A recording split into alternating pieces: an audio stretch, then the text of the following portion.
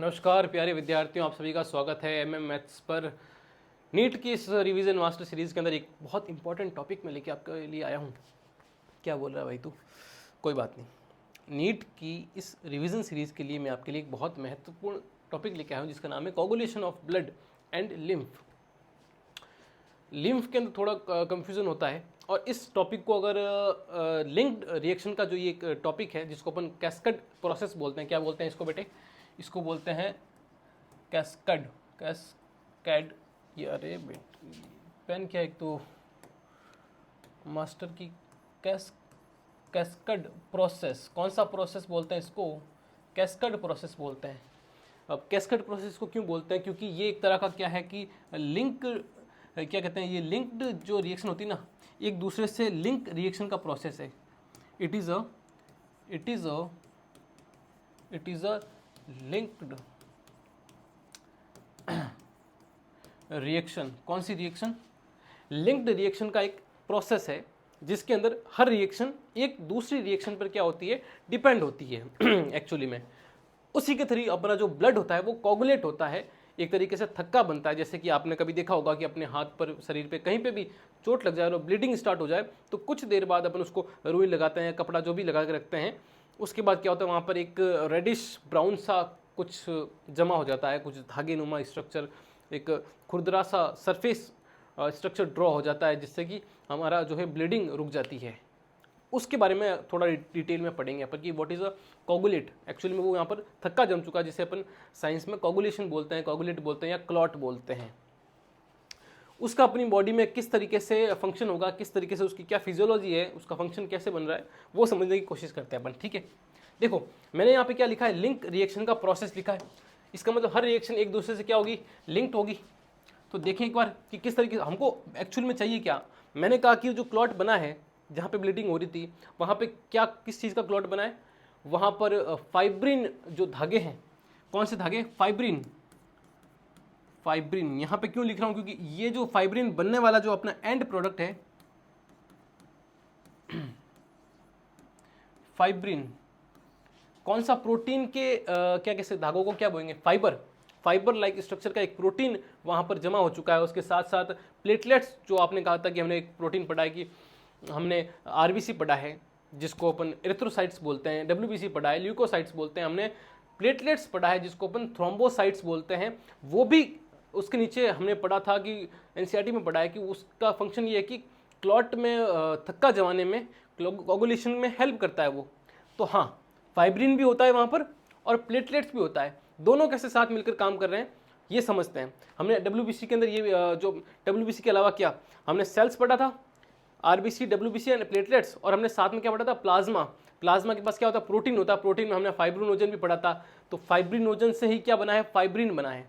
Actual में जो fibrin है, जो आपको अल्टीमेटली हमारा जो प्रोडक्ट है वो किस फॉर्म में पड़ा होता है, वो अब अगर मान लो हमेशा फाइब्रिन फॉर्म में हमारे ब्लड के अंदर ये रहेगा तो पूरा ब्लड जम जाएगा, है ना, सर्कुलेट क्या करेगा फिर। तो इसकी जब जरूरत पड़ती तभी जो फाइब्रिनोजन है वो फाइब्रिन में कन्वर्ट होता है। तो अपने पास क्या है, यहाँ पर फाइब्रिनोजन है। क्या है अपने पास यहाँ पर, फाइब्रिनोजन है। ठीक है, क्या अपने पास कौन सी चीज है, फाइब्रिनोजन। ठीक है, ये क्या एक तरह का फाइब्रिनोजन क्या है, फाइब्रिनोजन एक इनएक्टिव फॉर्म है। किसका? इनएक्टिव फॉर्म है, एक तरह का प्रोटीन है जो कि फाइब्रिनोजन। ठीक है, ये क्या है, सॉल्यूबल है। सॉल्यूबल है किसमें, अपने लिक्विड के अंदर, ब्लड के अंदर। ब्लड भी तो लिक्विड फॉर्म है, उसके अंदर सॉल्यूबल है। ठीक है, और क्या है, हमेशा इनएक्टिव फॉर्म में पड़ा रहेगा। किस फॉर्म में पड़ा रहता है, इनएक्टिव फॉर्म में पड़ा रहेगा। ये ब्लड के अंदर इनएक्टिव फॉर्म में ये प्रोटीन पड़ा रहता है, फाइब्रिनोजन। जब जरूरत पड़ती है तो इसको फाइब्रिन में कन्वर्ट कर देंगे। हेल्प ऑफ अपना कैल्शियम आयन की भूमिका महत्वपूर्ण रहेगी मेरे भाई, कैल्शियम आयन की भूमिका। हाँ सर, हमको ये स्टेप समझ में आया। अब मैं नीचे से ऊपर की ओर जाता हूँ, आपको दिखा दूंगा कि किस तरीके से अपना एंड प्रोडक्ट बन रहा है। तो फाइब्रिनोजन किससे बन रहा है, उसके लिए भी इंपॉर्टेंट एक एंजाइम है कि इसको इसमें कन्वर्ट करने के लिए यहाँ पर एक कैटलिस्ट के रूप में एक एंजाइम काम करेगा जिसका नाम अपन देंगे। यहाँ पे कौन सा एंजाइम काम करेगा, वहाँ पर थ्रोम्बिन कौन सा एंजाइम काम करेगा, थ्रोम्बिन काम करेगा, ये इस पर डिपेंड है। और फाइब्रिनोजन को फाइब्रिन बनाने के लिए थ्रोम्बिन एक कैटलिस्ट एंजाइम की रिक्वायरमेंट है। ब्लड के अंदर ये थ्रोम्बिन भी, अब ध्यान से सुनो, ये थ्रोम्बिन भी एक्टिव फॉर्म में नहीं होता, इनएक्टिव फॉर्म में पड़ा रहता है, जिसको बोलते हैं अपन प्रोथ्रोम्बिन। क्या बोलते हैं, क्या बोलते हैं, प्रोथ्रोम्बिन। अरे वाह सर, ये इनएक्टिव फॉर्म में इस पर डिपेंड है, ये इससे कन्वर्ट होने के लिए इस पर डिपेंड है, और ये भी क्या है इसमें, अब ये भी कोई ना कोई डिपेंड होगा कि ये कैसे कन्वर्ट होगा। हाँ, यहाँ पे भी कैल्शियम आयन की, जो मैंने कहा कि जो थ्रोम्बिन है जो कि इस रिएक्शन में हेल्प करेगा, वो इनएक्टिव फॉर्म में पड़ा रहेगा, जिसका नाम है प्रोथ्रोम्बिन। उसके लिए भी कन्वर्ट करने के लिए अपन को कैल्शियम आयन की रिक्वायरमेंट होगी। हाँ सर, हमको इतना चीज़ समझ में आई है, थोड़ा इसको छोटा कर लेता हूँ, ठीक है, इतनी चीज़ हमको समझ में आ गया। तो अब ये किस पे डिपेंड रहेगा, प्रोथ्रोम्बिन, ये बनेगा कैसे। एक्चुअली में यहाँ पे भी एक क्या करेगा अपना, एक थ्रोम्बोकाइनेज नाम का कौन सा एंजाइम, थ्रोम्बोकाइनेज, कौन सा काइनेज, थ्रोम्बोकाइनेज नाम का यहाँ पर कैटलिस्ट वर्क करेगा, और वो प्रोथ्रोम्बिन को थ्रोम्बिन में कन्वर्ट करेगा। और आपको पता आगे क्या फंक्शन होने वाला है, वेरी गुड। ये प्रोथ्रोम्बिन कौन सिक्रीट करेगा भैया बॉडी के अंदर, ये बॉडी के अंदर प्लेटलेट्स, कौन से प्लेटलेट,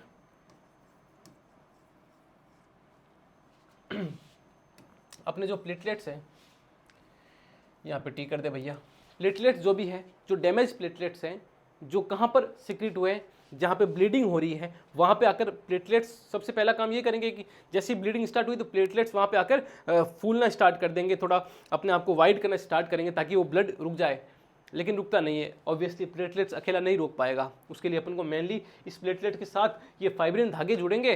तो ये प्लेटलेट क्या कहता है कि यार फाइब्रिन को बुलाओ, तो फाइब्रिन को बुलाने के लिए प्लेटलेट को क्या करना पड़ेगा, ये एंजाइम सिक्रीट करना पड़ेगा।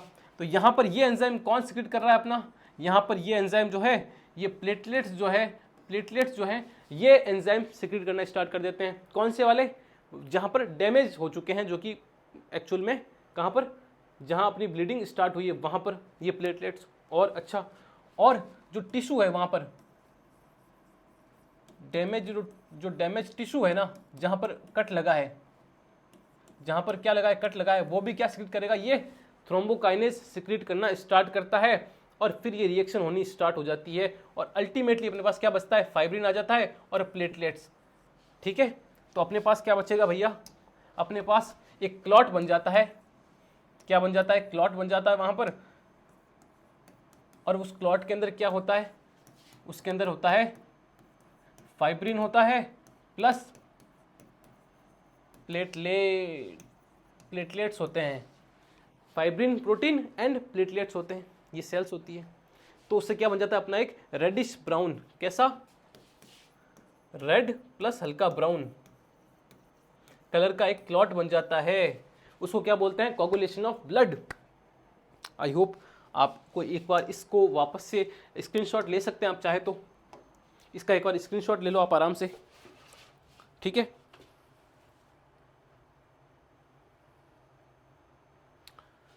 ले लिया आपने। यहाँ पर ये जो प्रोथ्रोम्बिन है और ये जो प्रोथ्रोम्बिन है और फाइब्रिनोजन है, ये कौन सिक्रीट करता है, ये कौन बनाता है अपना, ये लीवर बनाता है। ये कौन बनाएगा अपना, लीवर बनाएगा, ठीक है।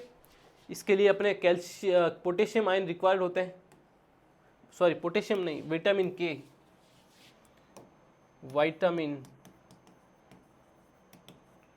विटामिन के इंपॉर्टेंट होता है ये बनाने के लिए, ठीक है।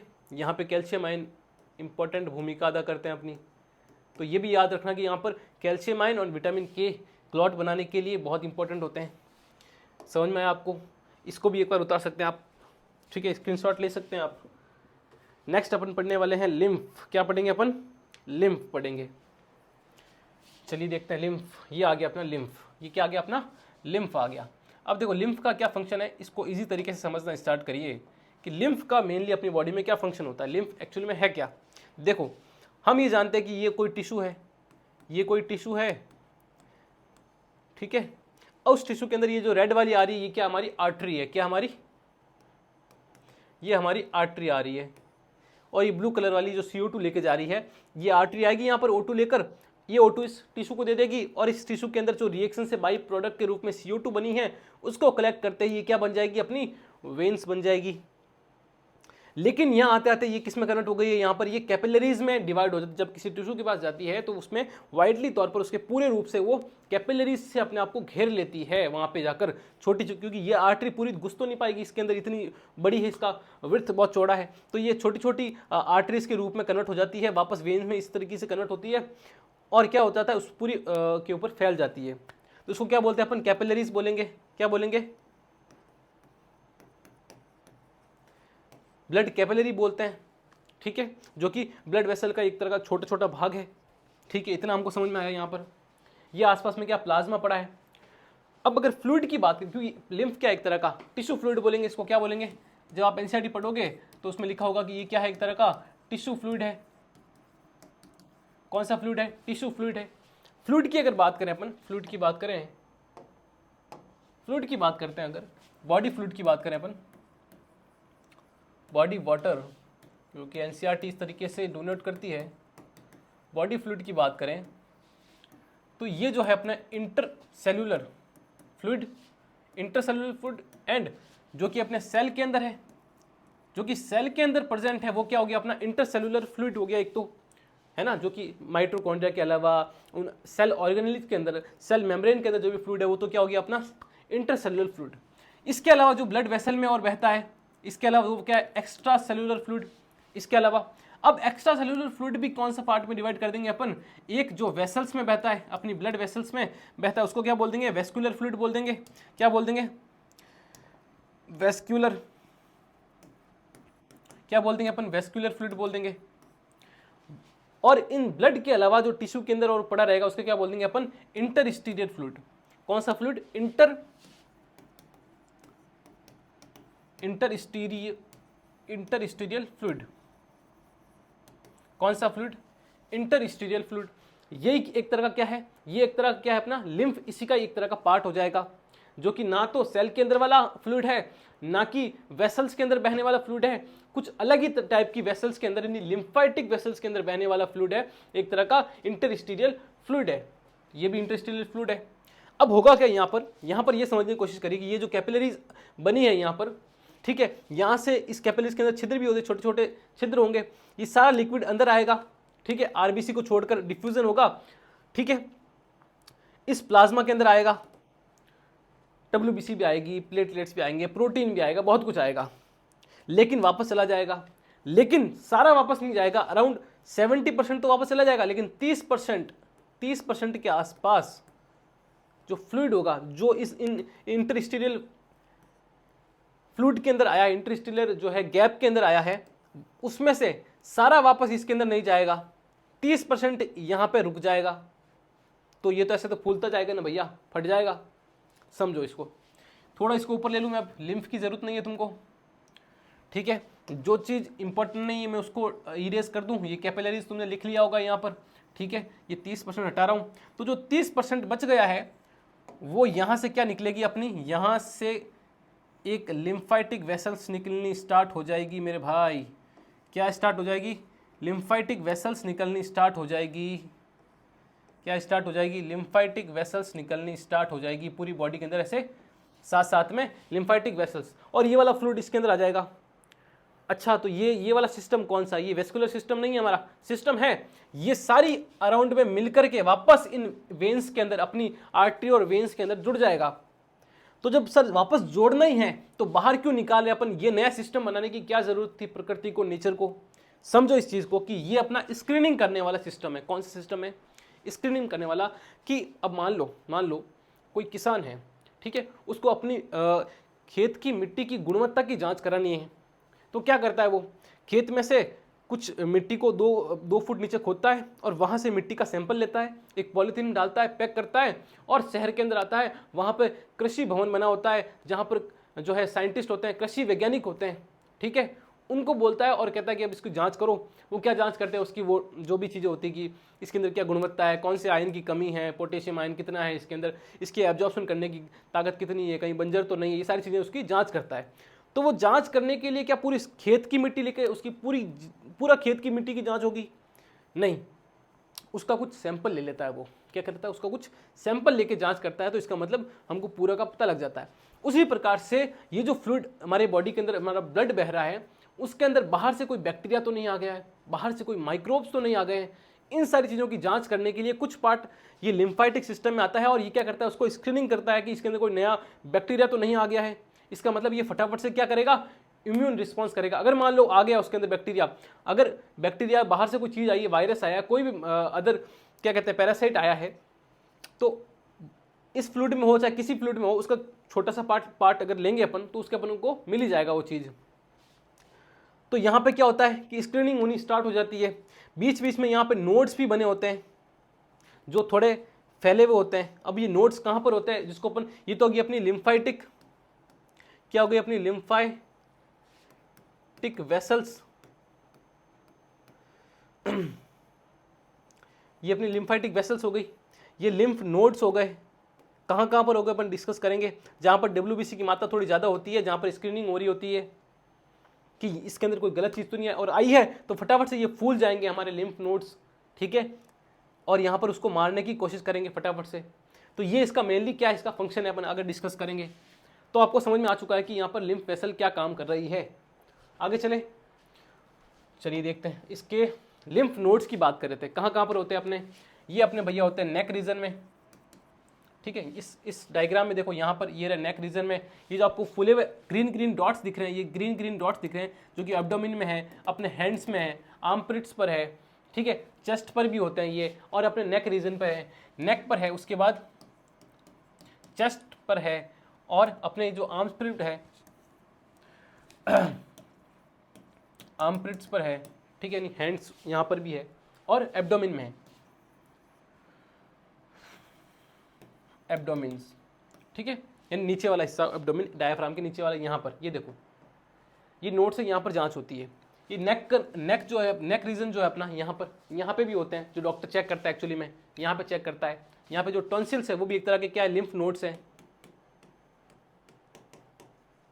जो टॉन्सिल्स होते हैं ना अपने, जब डॉक्टर के पास जाते हैं, क्या बोलते हैं, आ करके देखो, तो आ करके देखता है बच्चा, तो क्या दिखता है, अंदर वो टॉर्च लेके देखता है कि कहीं उसके जो लिम्फ नोड्स हैं वो उसमें स्वेलिंग तो नहीं हो गई है। अगर स्वेलिंग हुई है, इसका मतलब क्या है कि इन्फेक्शन बाहर से कोई आया है, इसीलिए वो लिम्फ नोड थोड़े क्या हो गए, स्वेल हो गए हैं, सूज गए, उसके अंदर इन्फेक्शन फैल गया है, उसको मारने की प्रक्रिया चालू हो चुकी है, इसीलिए वो क्या हो चुके हैं, थोड़े स्वेल हो चुके हैं, फूल चुके हैं लिम्फ नोड्स। इसीलिए डॉक्टर क्या चेक करता है, यहाँ के नेक रीजन के टॉन्सिल्स को और नेक रीजन के लिम्फ नोड को चेक करता है। तो समझ में आ गया लिम्फ नोड्स कहाँ कहाँ पर होते हैं। ग्रेट। लिम्फ का क्या कंपोनेंट्स होता है, ये बहुत इंपॉर्टेंट है भैया। देखो क्या लिम्फ, आरबीसी जो होती है ब्लड में तो होती है, बिल्कुल होती है। ये कंपैरिजन क्या है कि ब्लड के अंदर और लिम्फ जो अपना लिक्विड है, दोनों लिक्विड है अपने, इन दोनों में क्या डिफरेंस है। आरबीसी ब्लड के अंदर होती है, बिल्कुल होती है। लिम्फ के अंदर आरबीसी नहीं होती है, क्योंकि आरबीसी वापस चली जाती है, डब्ल्यूबीसी वगैरह आती है, कुछ प्रोटीन्स आते हैं, कुछ लिक्विड आता है। लेकिन ब्लड के अंदर आरबीसी तो होती है, लेकिन प्लाज्मा के अंदर, सॉरी, इस लिम्फ के अंदर आरबीसी नहीं आ पाती है। प्लेटलेट्स इसमें होते हैं लेकिन इसमें नहीं आते हैं। तो क्या लिम्फ क्लॉट कर पाएगा, आंसर जरूर देना आप, ठीक है, कि लिम्फ क्लॉट कर पाएगा नहीं कर पाएगा। प्रोटीन्स इसमें तो होते ही, ऑब्वियस सी बात है, लेकिन इसमें बहुत कम होते हैं, बहुत कम इसके अंदर प्रोटीन्स आएंगे। हाँ, ये सारी चीज़ें दोनों होती है इसके अंदर, ग्लूकोज, CO2 वगैरह। आरबीसी तो इसमें ज़्यादा ही होता है उल्टा, क्योंकि इसका काम ही क्या है, स्क्रीनिंग करना, बाहर से आए बैक्टीरिया को मारना। इस टेबल को अच्छे से आप नोट करना।